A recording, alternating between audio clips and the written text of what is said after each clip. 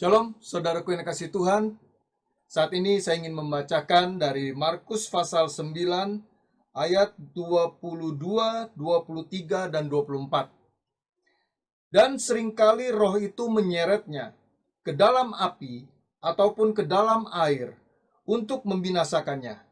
Sebab itu, jika engkau dapat berbuat sesuatu, tolonglah kami dan kasihanilah kami.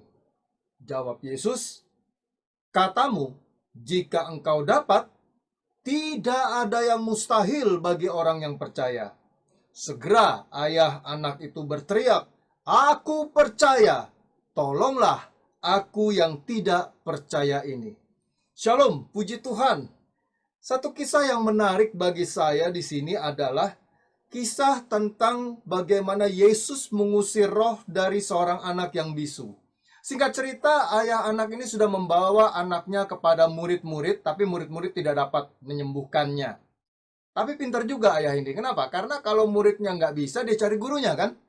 Dia pikir gurunya punya ilmunya lebih tinggi barangkali. Dan ketika bertemu dengan Yesus, Yesus melakukan atau menyembuhkan lebih tepatnya anak yang sakit ini. Tapi ada satu pernyataan yang luar biasa, satu frase yang saya baca. Ayah anak ini berteriak tadi katanya. Dikatakan di dalam ayat yang ke-24. Aku percaya, tolonglah aku yang tidak percaya ini. Nah, ini menarik. Saya kasih tema saat ini, khotbah saya adalah percaya nggak percaya. Kenapa begitu? Karena satu sisi ayah anak ini bilang, aku percaya. Tapi tolonglah aku yang nggak percaya. Jadi judulnya ya percaya nggak percaya jadinya. Iya kan? Nah, saudaraku yang dikasih Tuhan, bicara percaya nggak percaya, eh, ini hal yang sering kali kita alami di dalam kita mengikut Tuhan. Ya, ada tiga hal yang sering kali kita percaya nggak percaya. Yang pertama, kita percaya nggak sih bahwa Tuhan Yesus mampu menyembuhkan kita atau mampu memulihkan keadaan kita.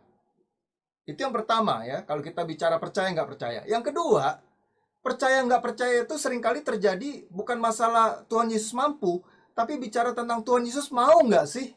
Ya kan, kalau yang pertama tadi mampu, yang kedua mau nggak sih? Ya, bicara kemauan Tuhan untuk memulihkan atau menyembuhkan kita. Dan yang ketiga, yang terakhir adalah seringkali kita percaya nggak percaya, atau pada umumnya kalau saya katakan, apakah benar Yesus itu Tuhan? Nah, ini yang seringkali menjadi pertanyaan kebanyakan orang.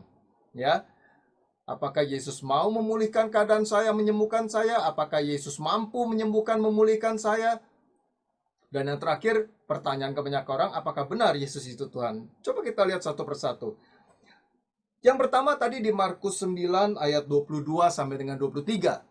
Ya, di sana dikatakan jelas sekali Yesus bilang begini, katamu jika engkau dapat, tidak ada yang mustahil bagi orang yang percaya. Artinya apa? Kalau kita bertanya, percaya nggak sih kalau Tuhan Yesus itu mampu menyembuhkan atau mampu memulihkan kita? Yesus bilang, tidak ada yang mustahil buat orang yang percaya. Artinya, Yesus mampu menyembuhkan. Yesus mampu memulihkan kondisi keadaan kita, keadaan ekonomi kita, keadaan rumah tangga kita, keadaan sakit penyakit kita. Yesus mampu menyembuhkan dan memulihkannya. Cuma yang Yesus tanyakan, apakah kita percaya? Ya, ada bagian yang harus kita kerjakan. Oke, yang kedua, percaya nggak sih kalau Tuhan Yesus mau menyembuhkan atau ya Tuhan Yesus mau memulihkan kita? Nah, saya kutip satu ayat lagi di dalam Matius pasal 8 ayat 2 dan 3. Dikatakan sana katakan, maka datanglah seorang yang sakit kusta kepadanya, lalu sujud menyembah dia dan berkata, Tuhan, jika Tuhan mau. Oke, sekali lagi, Tuhan, jika Tuhan mau, Tuhan dapat mentahirkan aku. Yang menarik, coba kita lihat, lalu Yesus mengulurkan tangannya menjamah orang itu dan berkata, aku mau, jadilah engkau tahir. Seketika itu juga tahirlah orang itu daripada kustanya. Anda perhatikan di sini. Tuhan Yesus kita adalah Tuhan Yesus yang bertindak. Karena kalau kita lihat pertanyaan, apakah Tuhan mau menyembuhkan aku? Dia tidak bilang mau dulu, tapi dia mengulurkan tangannya terlebih dahulu. Artinya apa? Tuhan Yesus kita adalah Tuhan Yesus yang take action. Bukan Tuhan Yesus yang no action talk only. Tidak. Dia langsung mengulurkan tangannya. Sesudah itu baru dia bilang, aku mau. Jadi kalau kita bilang, percaya nggak sih Tuhan Yesus mau menyembuhkan kita? Jawabannya jelas di sini, saudaraku. Bahwa Tuhan Yesus selalu mau memulihkan keadaan kita, menyembuhkan kita. Dan yang terakhir, pertanyaan percaya nggak percaya yang paling sering adalah, percaya nggak sih kalau Yesus itu adalah Allah yang benar? Ya, kita harus melihat perspektif ini dari Alkitab. Ya, sulit kita melihat perspektif ini dari kitab yang lain atau kitab suci agama lain.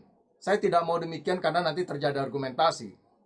Ya, saya melihat Alkitab dari perspektif Alkitab itu sendiri. Nah, ayatnya di dalam 1 Yohanes 5 ayat 20 dikatakan, akan tetapi kita tahu bahwa anak Allah telah datang, oke? Dan telah mengaruniakan pengertian kepada kita supaya kita mengenal yang benar. Perhatikan. Dan kita ada di dalam yang benar. Di dalam anaknya. Siapa? Yesus Kristus. Pernyataan terakhir yang nggak bisa dibantah adalah dia adalah Allah yang benar dan hidup yang kekal. Haleluya. Saudara kan kasih Tuhan, percaya nggak sih kalau Yesus itu adalah Allah yang benar? Jawabannya di dalam 1 Yohanes 5 ayat 20. Ya, dia adalah Allah yang benar dan hidup yang kekal. Jadi kalau kita kembali kepada judul tadi, percaya nggak percaya, tiga hal ini sudah terjawab. Ya, apakah Tuhan Yesus mampu? Tidak ada mustahil buat orang yang percaya. Yang kedua, apakah Tuhan Yesus mau? Dia adalah Allah yang take action. Ya, bukan Allah yang no action talk only. Dia langsung bertindak. Kadang-kadang kita tidak tahu dia bertindak, nggak tahu dia udah memulihkan kita, dia udah menyembuhkan kita. Haleluya. Dan yang ketiga, jelas bahwa dia adalah yang benar, Allah yang benar dan hidup yang kekal. Puji Tuhan, Tuhan Yesus memberkati.